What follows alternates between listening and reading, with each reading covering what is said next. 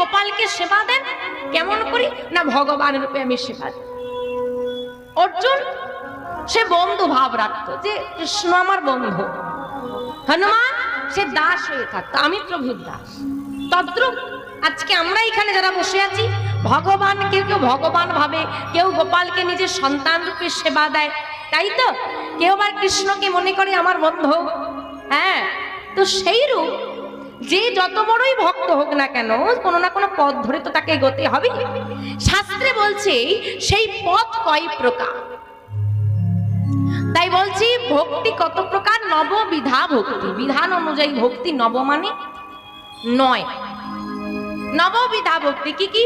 শ্রবণং, কীর্তনং বিষ্ণু, স্মরণং, পদসেবং, অর্চনং, বন্দনং, দাস্য, সখ্য, আত্মনিবেদন।